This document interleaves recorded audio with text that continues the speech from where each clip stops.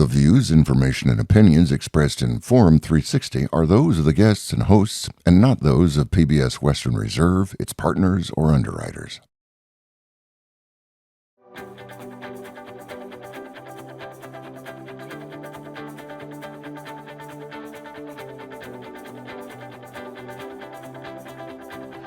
Welcome to Forum 360. I'm Mark Welfley. Thank you for joining us for our global outlook with a local view. How did he do that? That was my reaction several years ago when I watched a muscular guy in a harness on TV pull an airplane down a runway. Later I learned that I was watching what is known as the world's strongest man competition. A similar national competition, the Strongman Corporation, holds its own annual national championships, the Arnold Strongman Classic, each year in March in Columbus, Ohio. One combatant who will be participating in Columbus in the 40-year-old plus 176-pound division is from Northeast Ohio, and his name is Justin Hite, and today we will talk with Justin about how he has lifted himself onto the world's strongman stage. So welcome, Justin. Thank you. Yeah, so how, when you were, 5 years old, did you dream of becoming a strongman, or how did you evolve to become a competitor in strongman? Yeah, I was never athletic when I was a kid. I didn't find sports and fitness until I was an adult.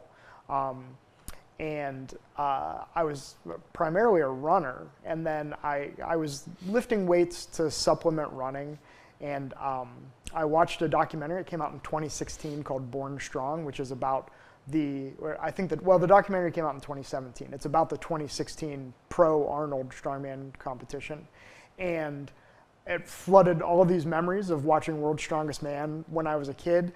And a lot of people think it's sort of a novelty when it's on ESPN. So you watch a documentary like that, and I saw, wow, this is a real sport that you can do, and presumably anybody could figure out how to get involved. So did a little bit of internet research and refocused my training in the gym really on getting stronger. A little more internet research, and found how to find local competitions. And I think I trained for maybe 18 months. And then I found a competition that I thought I could do, and I signed up, and that was in 2018. So then I've just been doing it since 2018. We should, at this point, make a distinction, or you can help me, please, Sure. between bodybuilding and strongman. Yeah. Just a couple of definitions Sure. of each, so that we're clear that we're in the strongman category instead of bodybuilding. Yeah, especially when you start talking about Arnold. Yeah. So bodybuilding is a physique competition. It's about having the biggest, most well-defined symmetrical muscles, and strongman is about it's basically circus sideshow weightlifting at a competition level. So it's pulling cars, it's lifting big oversized dumbbells.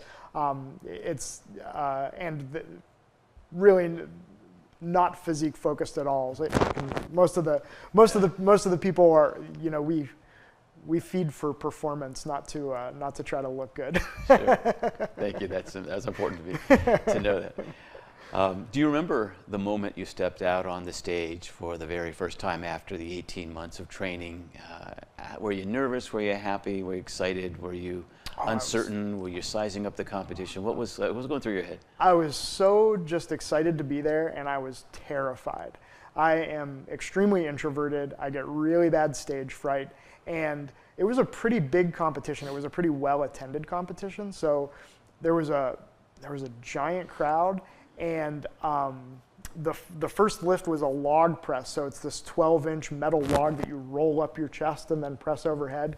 And I didn't have access to one up until a few weeks before the competition. So I was really unsure about how well I was going to do on that. And I got the first lift. I got the first lift, and they added more weight, and I was supposed to do it again, and I failed the second one.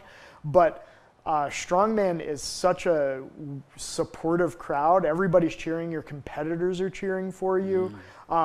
So it's as hard as it is to be out there and do what you're trying to do, it's also such a safe and supportive environment to fail. And everybody fails at some point. Everybody has to have this moment where they say, like, that's too heavy, and they have to, sort of take themselves out, and you have to do it in front of a big crowd of people, and it's a surprisingly safe environment to be able to do that. So yeah, that's really interesting. I'm a runner, and a lot of times we say amongst ourselves, you're really not running against others, you're really running against yourself, yeah, right? Exactly. And I think that is a description of perhaps your profession. And when I was looking through the internet at the competitors who will be participating in March of next year, I noticed there were a couple of people from Ohio. Is Ohio like a hotbed, or how do you size up Ohio insofar as, like, do strongmen come from this area, Yeah, or are they from like Iowa where they eat corn and stuff? Ohio has a really deep history for powerlifting. So in Columbus, there's the Westside Barbell Gym, which is a really famous powerlifting gym. In the Cleveland area, we had Black's Health Club, which was not quite as well known outside of powerlifting as Westside is, but it's a name. And people came from all around the United States to come to Ohio to train at these gyms to be strong. Strongman itself, I don't think really has any, there's not a hotbed for strongman anywhere in the United States, but it's really big in Europe, and it's speckled across the United States. But we've got a good history in strength sports. And I actually have no idea why Arnold Schwarzenegger hosts in Columbus. Yeah. He has an MBA from Madison, I think, University of Madison, Wisconsin, but he likes the Midwest for some reason. So he picked Columbus for some reason, and now everybody comes to Columbus once a year.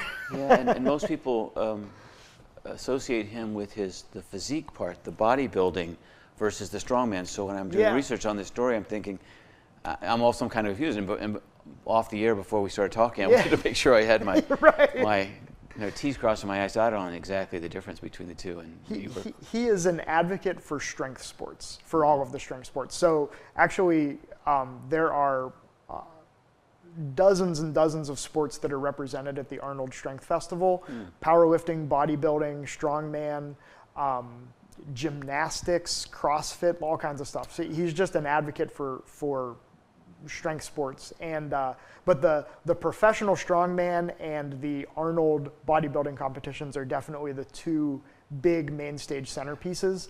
The amateur strongman is, we're very proud to be there too. The main stage is here, and the amateur stage is right outside, and so we're competing right next door to the pros, and it's a really exciting environment to be in. So. As far as training is concerned, is there a difference in how you would train to become a strongman versus a bodybuilder? Yes. Yeah. So strongman is, first of all, we're really events focused. So when I'm getting ready for a competition, I'm focused. We have maybe 100 different events that can be chosen from to go into a competition. They pick 5 or 6 or 8 depending on the competition, and so we start honing in and training for those events, and then it's a combination of either the most weight that you can lift, or the number of reps that you can do, or how fast you can get something done. So there's a lot of max strength training, agility training, cardio conditioning, or bodybuilders really focus on generally slightly lower weights and more repetitions, because that just builds muscle. But they don't need to focus as much on the athleticism or on, it takes nervous system adaptations to be able to to engage as many muscle fibers as possible to do a max effort single lift. So we're training our nervous system more than most bodybuilders would. Just the nature of the training is slightly different, but yeah. Yeah. So as far as body contour, maybe even height, is it more advantageous to have a taller frame? I'm talking about strongman. Yeah. Or a shorter frame, because you lift car frames, right? And that's one of the 100, right? Yeah. And I would think if you're shorter and strong, you don't have to lift it as high. But Right. But then I'm sure there's a disadvantage in another event. So does it all come out in the wash, or is it better to have one physique versus another? In general, it is better to be taller. Most of the events do favor taller people. There are things like the deadlift in particular, which is the event that I'm the best at, and it does favor being a little bit shorter, but it's an uphill battle for me, I'm 5'6". So. Yeah. Sure. I watched those big stones that are put on top of the pedestals, and it's the same pedestal height for all competitors. It's the same pedestal for everybody, yeah. So, yeah, there are some people who maybe have to lift it up to the middle of their chest and they can get over. I have to lift it to my shoulder or up like this and try and bend my back to get it high enough. I wear boots so that I'm a half-inch taller, and I try to take every advantage I can. Sure. I have to ask this question because it comes up every time, at least in my own mind, about steroids. Yeah. Maybe you could speak to the World's Strongest Man competition and also the Strongman Corporation, your federation, if you will. Yeah. Do you test? Do you not test? Are they strict? I mean, I'm just watching these guys back in the day, and I'm thinking, really? Right. Really? Yeah. So there are, in the United States, there are 3 main federations: United States Strongman, Strongman Corporation, and then Natural Strongman, which is up and coming, sort of newer. So U.S. Strongman and Strongman Corporation do not test for performance-enhancing drugs. The Natural Strongman does. It uses the same testing protocol that they use in the Olympics. Performance-enhancing drugs are, by and large, illegal federally in the United States. You can get them by prescription, but in strength sports, there is always a good chance that a portion of the competitors are on performance-enhancing drugs, but because it's not tested in the sport, they're not breaking any rules. And at least in the United States, the culture around it is that most people really don't care that much. I've competed in all 3 federations. I don't take performance-enhancing drugs. I know people who do, and it's just really not that big of a deal. So yeah, and we've got options now. So if you are an athlete and it is a big deal to you, there is the Natural Strongman, and the idea of somebody going there and cheating is pretty low because there's lots of other options where it's not even a question that gets asked. So thank you for that. I appreciate that. I'll let you. If you're just joining us, thank you very much for listening and for watching. My name is Mark Welfley. This is Forum 360, and I am here with Justin Hite, who is a strongman, and will be competing in the strongman competition in March of next year. And we just finished talking about steroids, and I'd like to move on to diet. Yeah. I'm a professor at the University of Akron, and I had a couple of bodybuilders come through, and they would carry around small little containers of chicken with them. I mean, they were always eating even in the middle of class. Tell me the story about your diet. Is chicken still the staple, or chicken and tuna for me? Yeah. So nutrition is very important for the open class athletes, the guys, super heavyweights, the guys that are 300-400 pounds. Nutrition is a little bit less of a concern for them, but being a weight class athlete, we have to weigh in. We have to make sure that we weigh a certain amount. So we do focus on nutrition, and the sport in general is moving towards being more athletic. If you watched in the 80s or 90s, you saw a lot of big overweight guys that were really muscular, but who also carried a lot of body fat. Now we have a lot more events. You know, I mean, you talked about pulling a plane. Pulling a plane is like running up the steepest hill you ever ran up at full speed cardiovascularly. You guys have to be cardiovascularly fit. And so there is more focus on nutrition. I work with a nutrition coach. I'm actually, I'm a coach myself. I have a coaching business, and if my athletes want, you know, I focus on nutrition with them as well. And so yeah, we try to be good, well-rounded athletes, and part of that's eating well. three meals a day, a lot of water. Tuna chicken you mentioned, but like steak permissible? Yes. Or so I eat. Are there do's and don'ts? Sugar? I eat 5 meals a day, right? Yeah, I eat 5 meals a day. We really focus on getting enough protein and getting enough carbohydrates. So protein builds muscle, carbohydrates keeps us performing well. So I try to keep it clean, because as a weight class athlete, I have to try and stay. You know, I can't let my body weight sort of blow up. So I eat pretty clean most of the time, and most athletes that I know do as well. So yeah, it's broccoli, chicken, whole grains, a lot of rice, and yeah, I eat 5 times a day. Does it ever get boring where you say, is it worth it? It gets boring all the time, and nutrition is something that I struggle with. Some people you know, it's easier for some people, but I like to eat. I like to eat good food, and I like to eat food that's like a little too rich sometimes.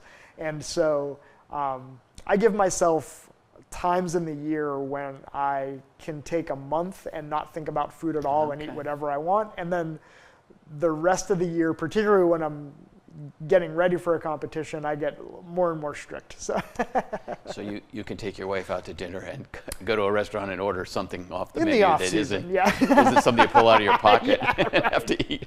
Right. Oh, got it. So how many hours a week, or however you want to quantify it, do you spend working out, training, call it what you will? So I train 4 days a week.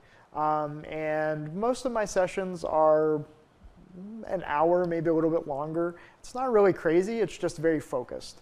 Some people do a lot more, but you know, in coaching, you call it junk volume. So sometimes people are working hard to feel like they worked hard, and it's not really strategic for what they really need to do to perform. So I try to focus on being strategic with my time and with my energy, and making sure that it's something I can recover from, because recovery is what I do in the gym is just as important as how I recover from it and what I'm doing outside of the gym. Do you know the 5 events for March of next year? Not yet. I will find out in hopefully the beginning of December. So yeah, maybe around the time this airs. Yeah. Right, okay.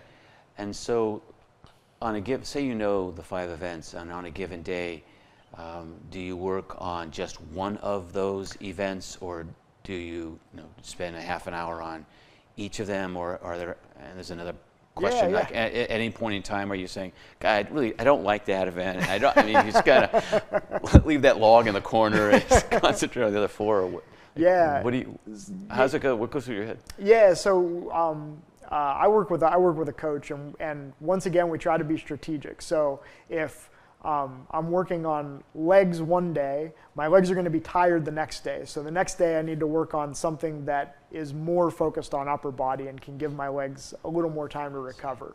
So things get divided up and sprinkled throughout the week in a way that's distributed so that my whole body, so that something can always be recovering while I'm working something else. That's interesting, yeah. And then it's like fitting together a big puzzle, because then we have to figure out the progression. Like I don't start off being able to deadlift however much I have to do at the competition. It takes me 12 weeks to work up to that. So we know what day the competition is going to happen. As soon as we find the events, we work backwards 12 weeks and say, we're going to start here and we're going to build up so that I'm not too tired by the time I get to competitions. I haven't beat myself up too much. And I can go on with the confidence to be able to know that I can pick up the weight, but without having it just, battered my body for too long. So. Sure. Can your mentor also be your trainer? Oh, absolutely. Is it possible that that isn't the case, that your trainer and your mentor are different people? Yeah, I mean, and I think it depends on what you need.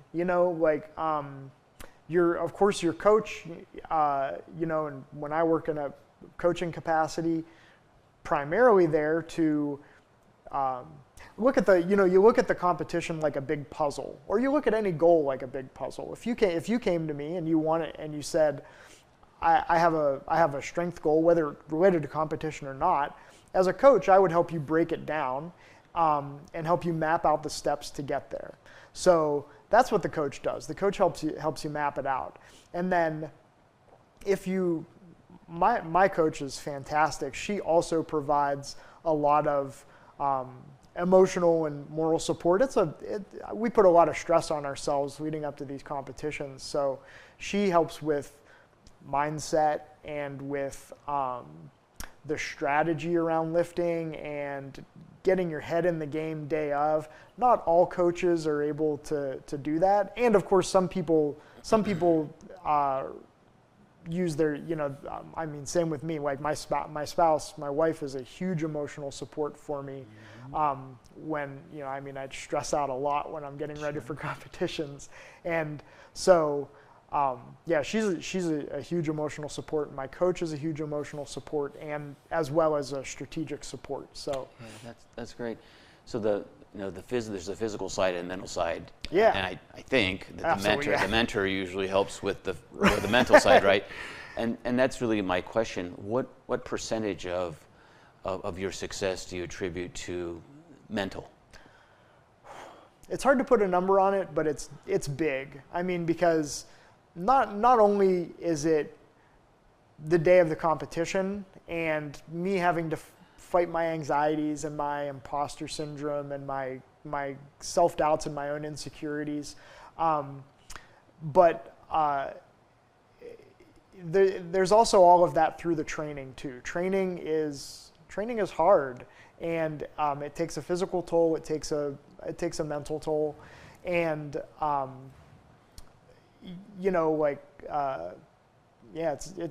it's hard. And so the mental component is really big. And you can be the strongest person in the world, and if you're not in the right headspace on the day of competition, you're never going to pick up the weight. And so you really have to know yourself and know what you need to do to get in the right mental space when it matters to be able to do it. Yeah. Imagine that. It's all a puzzle, as you said. Right. So I have a question for you. Yeah. If you never win a competition, right, will you consider the time, the energy, and your career and your investment a success? 100%. And why? Yeah, I really do think so. I really value participation. As a society, it's funny, we talk, people in the last handful of years have really lashed out against this idea of participation trophies, but it's really hard to participate. That's the hardest part, is showing up, putting yourself out in front of people.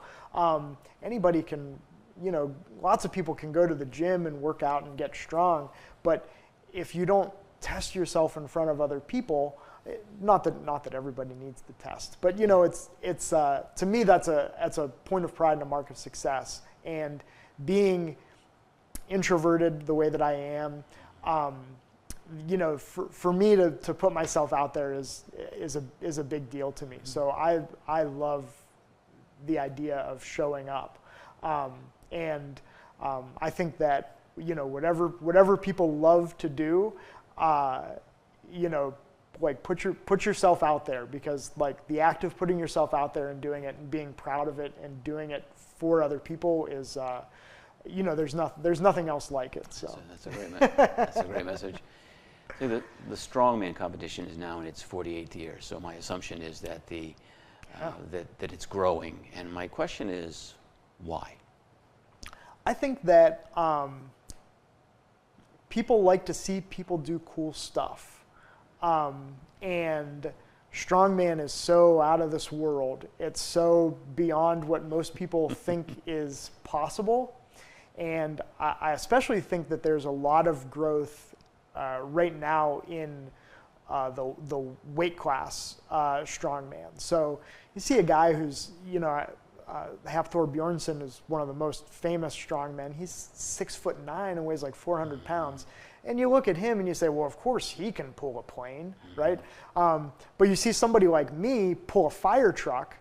And I think that there's probably a lot of people out there who, if you pointed in the crowd and said, who do you think could pull a fire truck? I don't think a whole lot of people would point to me. And so people like to see people do cool stuff. And I think that that's leading to the growth. And the sport is becoming more professional. The organizers of the sport are putting a lot more focus on sport standardization and things to make it less sort of like